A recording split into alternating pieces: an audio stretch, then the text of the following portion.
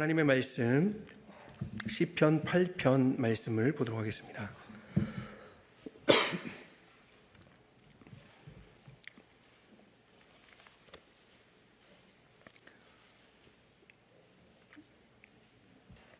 시편 8편 1절에서 19절 말씀입니다.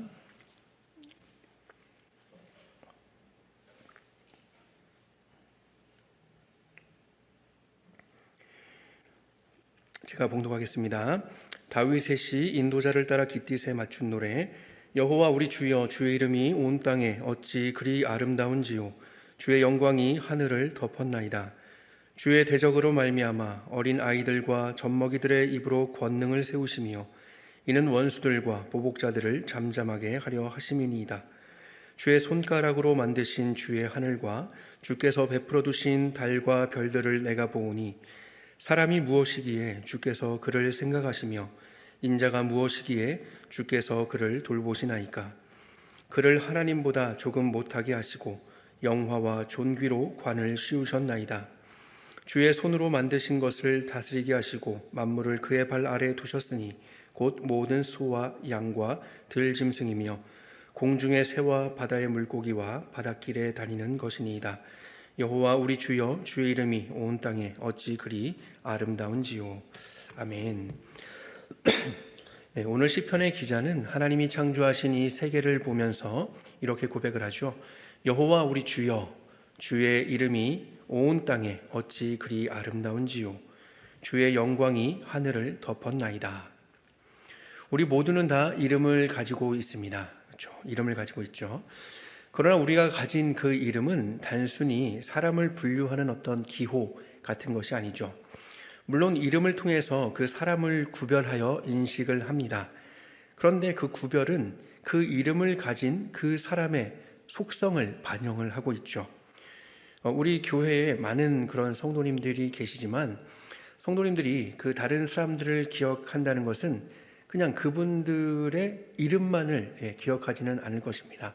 그 이름을 통해서 그분의 생김새, 그분의 또 성격, 그분을 통해서 느끼는 그런 느낌들, 또 이전의 경험들, 이 모든 것들이 다 그 안에 어우러져 있는 것이죠.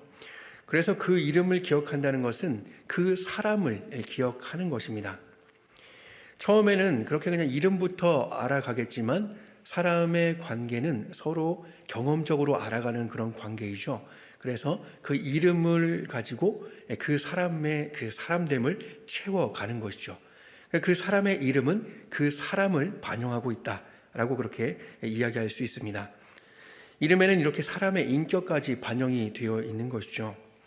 시인은 이 세상의 모든 만물을 통해서 깨닫게 되는 것이 있는데 그것은 바로 하나님의 이름입니다. 즉 하나님의 성품이죠. 하나님의 하나님 되심입니다. 사도 바울은요, 이 하나님의 영원하신 능력과 신성이 하나님께서 만드신 그 만물에 분명히 보여져서 알려져 있기 때문에 사람들이 핑계치 못할 것이다 라고 그렇게 로마 교회에 편지하였습니다. 바로 그렇게 시인이 온 천지 만물을 통해 드러나는 그 하나님의 영원하신 그런 능력과 신성을 깨달았기에 그는 그 하나님의 이름과 또 그 하나님의 이름의 그 영광을 찬양하고 있습니다. 주의 이름이 온 땅에 어찌 그리 아름다운지요. 주의 영광이 하늘을 덮었습니다. 그러나 이런 피조 세계에 드러난 하나님의 영광을 보고도 그 이름을 찬양하지 못하는 그런 사람들이 있죠. 그들은 바로 오늘 대적들입니다. 주의 대적. 그들은 피조 세계에 깃든 그 하나님의 영광을 인정하지 않을 뿐만 아니라 도리어 그것을 부정함으로써 하나님을 대적합니다. 그들은 피조 세계의 아름다움은 보지만 그것을 만드신 하나님은 볼 수 없습니다. 그들은 피조 세계의 아름다움을 통해서 위로는 받지만 진정한 위로이신 하나님은 알지도 못할 뿐더러 안다 하더라도 그들은 거부합니다. 그래서 사도 바울은요, 또 로마 교회에 편지하면서 그들이 하나님을 알되 하나님을 영원하게도 아니하며 감사하지도 아니하고 오히려 그 생각이 허망하여지며 미련한 마음이 어두워졌나니 스스로 지혜에 있다 하나 어리석게 되어 썩어지지 아니하는 하나님의 영광을 썩어질 사람과 새와 짐승과 기어다니는 동물 모양의 우상으로 바꾸었느니라 라고 기록을 합니다. 그들은 스스로가, 이 주의 대적들은 스스로가 힘이 있다라고 여기죠. 그들 스스로가 이 세상을 지배하고 다스리고 또 정복할 수 있다라고 여깁니다. 그래서 그들은 하나님의 도움은 필요 없다라고 이야기를 하죠. 그렇게 그들은 하나님의 원수가 되고 하나님의 그런 원수가 됩니다. 그러나 우리 하나님은 스스로 강하다라고 생각하는 자들에 대해서 가장 약하다고 생각하는 어린아이들과 또 젖먹이들의 입을 통해서 하나님의 권능을 세우신다라고 오늘 말씀합니다. 여러분, 이 시를 지은 사람은 다윗인데요. 다윗의 시, 인도자를 따라 깃딧에 맞춘 노래라고 이 시의 제목이 적혀 있죠. 이 다윗의 시인데요. 이 시를 지은 다윗의 경우를 한번 생각해 볼까요? 여러분, 다윗 하면 떠오르는 가장 유명한 사건이 있는데 혹시 기억하시나요? 네, 그겁니다. 태어나면서부터 용사라 불리던 그 블레셋의 장수인 골리앗과의 그 싸움이죠. 다윗은 군대에 징집되지도 않은 그런 소년이었습니다. 근데 그 소년 시절에 심부름으로 갔던, 그 전쟁에 참전한 것이 아니라 심부름으로 갔던 그 전쟁터에서 하나님을 잃어버린 그 이스라엘 군대와 또 하나님을 모욕하는 그 적군에게 하나님의 권능을 나타내 보였죠. 골리앗을 쓰러뜨린 그 사건은 진정한 그 힘이 어디에 있는가, 전쟁은 누구에게 속해 있는가를 보여주는 그런 사건이었습니다. 그 거대한 장수, 모두가 다 질 것이라고 생각했던 그 싸움에서 다윗은 이겼죠. 예수님께서도요, 십자가에 달리시기 전에 성전에서 호산나 다윗의 자손이여 라고 외치는 이 어린아이들에게 분노하는 이 대제사장들과 서기관들에 대해서 이 시편을 인용하여서 말씀하였습니다. 이 대제사장들과 서기관들에 대해서 그렇다, 어린아기와 젖먹이들의 입에서 나오는 찬미를 온전하게 하셨다 함을 너희가 읽어본 일이 없느냐라고 그렇게 말씀하였습니다. 자기의 힘만을 믿고 의지하는 사람들은 하나님을 결코 의지할 수 없죠. 자기가 강하다라고 생각하기 때문입니다. 하나님을 찬양하기는커녕 하나님을 부정하는 불신에 머무르면서 늘 그 안에서 살아가게 될 것입니다. 피조 세계에 나타나는 그 하나님의 영광은 그들에게는 심판의 근거가 될 것입니다. 왜냐하면 대적들은 결코 오늘 이 시편 8편의 다윗처럼, 이 시인처럼 하나님을 인정할 수 없기 때문이죠. 이 세상 만물을 보면서 하나님을 찬양할 수 없기 때문입니다. 주의 손가락으로 만드신 주의 하늘과 주께서 베풀어 두신 달과 별들을 내가 보오니 사람이 무엇이기에 주께서 그를 생각하시며 인자가 무엇이기에 주께서 그를 돌보시나이까. 시인은요, 이 하나님이 만드신 세상을 바라보면서 하나님을 보고 또 그 안에서 자기 자신을 보게 됩니다. 장엄한 그 피조 세계를 통해서 그는 하나님을 깨닫게 되죠. 그리고 하나님의 사랑 안에 거하는 자신을 보게 됩니다. 아주 지극히 작은 자신이지만 그럼에도 불구하고 생각해 주시고 돌보아 주시는 그 하나님을 깨닫고 그 하나님을 향해 눈을 듭니다. 사람이 무엇이기에 그를 생각하십니까?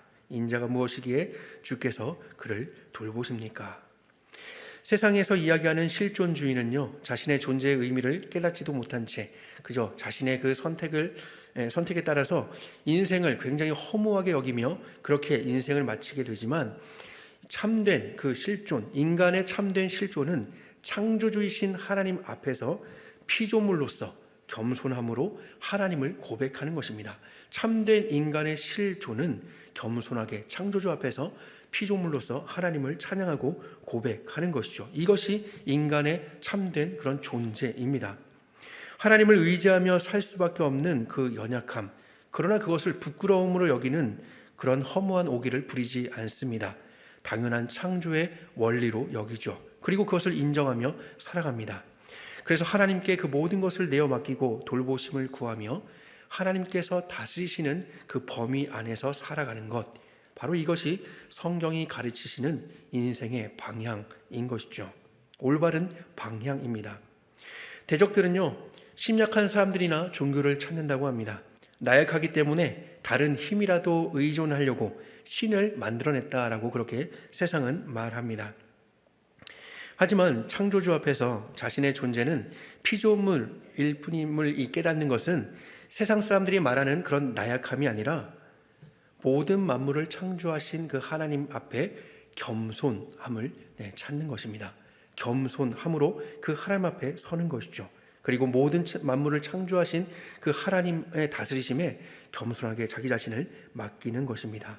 그럴 때 인생에게 영광이 주어지는 것이죠. 그를 하나님보다 조금 못하게 하시고 영화와 존귀로 관을 씌우셨나이다. 사람들은 이 세상 가운데서 자신의 영광을 스스로 찾아 나섭니다. 세상에선 흔히 무엇을 영광스럽게 생각하나요? 돈을 많이 버는 것, 그래서 좋은 직업을 갖는 것, 그래서 돈이 많으면 이 세상에서는 인정을 해주죠. 괜찮은 지위를 얻는 것, 그것도 세상에서는 우리를 윗자리에 앉혀주고 많은 사람들의 굽신거림을 누리게 해줍니다. 하지만 그것이 영원할 수 없는 것은 그것이 인생의 참 영광이 아니기 때문이죠. 오히려 그런 것들이 사람을 파멸로 인도하기 십상입니다. 세상에서 누릴 영광을 추구하는 삶은 반드시 그 방식도요, 세상을 닮게 되어 있습니다. 세상에서부터 오는 것이기 때문에 그 방식도 세상을 닮을 수밖에 없는 것이죠. 그런 방식은 세상을 창조하신 하나님의 방식이 아닙니다. 시인은 다음과 같이 인생의 존재와 삶의 목적을 상기하는데 주의 손으로 만드신 것을 다스리게 하시고 만물을 그의 발 아래 두셨습니다. 하이델베르크 요리문답에서는요, 오늘 본문 이 4절부터 9절까지의 말씀을 이 하이델베르크 요리문답 제6문에 하나님께서 인간을 하나님의 형상으로 지으신 그 목적, 이 목적에 대한 증거 구절로 삼고 있습니다. 6문은 이렇게 말씀하고 있는데요, 하나님께서 하나님의 형상으로 인간을 지으신 목적은 사람으로 하여금 자신의 창조주 하나님을 바르게 알고 마음으로 사랑하며 바르게 알고 지적으로 알고 감정적으로는 거룩한 감정으로서 하나님을 사랑하게 된다. 그리고 영원한 복락 가운데서 그와 함께 살고 의지적으로 그리하여 그분께 찬양과 영광을 돌리기 위함이다. 인격, 우리는 이제 인격을 이야기할 때 지정의를 이야기하죠. 참된 그 사람의 정말 그 인격으로서 이 세상을 살아가는 참된 그런 목적은 하나님의 형상으로 지으심을 받고 그 하나님의 형상으로 이 땅을 살아가는 그 모습은 사람으로 하여금 하나님 창조주를 바르게 아는 것, 여기서부터 시작을 합니다. 바르게 알고 거룩한 감정으로서 마음으로 하나님을 사랑하며 또 영원한 복락 가운데서 하나님과 함께 살고 그리스도 안에서 함께 살고 그분께 찬양과 영광을 돌린다. 그래서 거룩한 의지가 발동되는 것이죠. 이것이 사람의 목적입니다. 인간은 하나님의 창조 목적에 의해서 하나님의 형상을 따라 지으심을 받은 존재이죠. 그래서 우리가 하나님의 말씀을 따라 살아야 한다, 결단을 한다라고 할 때는 바른 지식과 그리고 거룩한 감정, 거기에 따른 거룩한 의지가 발동이 되는 것입니다. 그래서 하나님을 바르게 아는 것이 무엇보다도 가장 중요한 것이죠. 인간에게는 하나님 앞에서 하나님의 형상인 그런 인간으로서 살아가야 할 그 삶이 있습니다. 이것을 오늘 본문에서는 다스리는 것이라고 이야기를 하고 있는데, 인류 최초의 사람이 범죄하기 전에 하나님께서 허락하신 모든 만물을 다스렸죠. 하나님은 인간에게 그것을 다스리라라고 명령하셨습니다. 바로 그렇게 인류 최초의 사람이 범죄하기 전에 하나님께서 만드신 모든 만물을 다스렸던 것처럼 그렇게 우리는 이 세상을 다스리며 살아가야 합니다. 하늘의 왕이신 선하신 하나님의 통치를 담아서 이 땅의 왕으로서 이 세상을 다스리는 것, 그리고 선하신 하나님께서 인간을 생각해 주시고 돌보아 주신 것처럼 하나님께서 창조하신 이 세상을 그렇게 다스리는 것, 하나님이 우리를 다스리시듯이 그렇게 이 세상을 다스려 나가는 것, 바로 이런 다스림을 통해서 하나님께 찬양과 영광을 돌리는 것이죠. 이 시인은요, 이 세상에 충만하신 하나님의 영광을 보며 다시금 이렇게 고백하며 시를 마칩니다. 여호와 우리 주여, 주의 이름이 온 땅에 어찌 그리 아름다운지요. 이 고백이 오늘 예수 그리스도를 주로 고백하는 신자된 우리 모두의 고백이 되기를 소망합니다. 예수 그리스도를 의지하여 우리의 영혼의 눈을 들어서 그 하나님의 충만하신 영광을 보며 하나님의 아름다운 이름을 찬송하는 이 밤이 되었으면 좋겠습니다. 그런데요, 이런 고백을 한다고 해서 우리의 삶의 형편이 당장 변하는 것은 아니죠. 우리가 다스린다고 하니까 이제는 좀 뭔가 더 나아지는 삶이 되진 않을까라는 그런 생각을 하기도 되지만, 그러나 여전히 힘겨웠던 오늘과 같은 그런 매일의 시간들 속에서 또 애를 쓰며 살아가야 할 것입니다. 왕 같은 제사장이라고 했는데, 그리스도와 함께 다스릴 것이다 라고 그렇게 했는데, 왕 같은 제사장은커녕 평민보다도 못한 인생 같다라는 그런 쓴 웃음을 지을 수도 있을 것입니다. 그렇습니다. 아직도 이 세상은 어린아이와 젖먹이는 무시당하며 대적자들이 자신들의 힘을 과시하며 득세하는 그런 세상이죠. 히브리서 기자는요, 히브리서 2장 5절부터 8절 상반절까지 오늘 이 시편 8편을 인용한 후에 다음과 같이 말씀합니다. 히브리서 2장 8절에 이런 말씀이 있는데요. 만물을 그 발 아래에 복종하게 하셨느니라 하였으니 만물로 그에게 복종하게 하셨은즉 복종하지 않은 것이 하나도 없어야 하겠으나 지금 우리가 만물이 아직 그에게 복종하고 있는 것을 보지 못하고, 만물이 그 앞에, 그 발 앞에, 하나님의 그 발 앞에 그리스도의 발 앞에 복종해야 된다라고 했기 때문에 복종해야 되겠지만, 그러나 지금 우리가 만물이 아직 그에게 복종하고 있는 것을 보지 못한다라고 이 히브리서 기자도요 솔직하게 그렇게 고백을 하고 있습니다. 복종하지 않은 것이 하나도 없는 것이 당연하지만 아직 그렇지 못함을 보고 있다는 이 히브리서 기자의 말은 오늘 우리가 속한 이 세상을 살고 있는 우리의 형편을 잘 설명해 주고 있는 것 같습니다. 인류 최초의 사람이 범죄한 이후로 인간은 이런 다스림의 능력을 완전히 상실해 버렸기 때문이죠. 범죄한 사람은 창조하신 이 모든 세상을 하나님의 영광을 위해서가 아니라 자신의 영광을 위해서, 또 하나님의 만족과 하나님의 기쁨을 위해서가 아니라 자신의 욕망과 자신의 쾌락을 채우는 도구로 이 세상을 짓밟고 파괴하는 지경에 이르게 되었습니다. 범죄하였기 때문이죠. 완전히 부패하고 타락한 인간은 더 이상 하나님의 선하신 뜻대로 이 세상을 다스릴 수 없게 된 것이죠. 범죄한 인간은요, 하나님 말씀에 보니까 계획하는 바가 어려서부터 항상 악할 뿐이었고, 다스림은커녕 하나님의 영광에는 결코 이르지 못하는 그 비참한 처지에서 그것이 비참인지도 모르고 그저 죄를 먹고 마실 뿐이었습니다. 그렇기 때문에 히브리서 기자의 말씀처럼 우리가 만물이 아직 그에게 복종하고 있는 것을 보지 못하는 것이죠.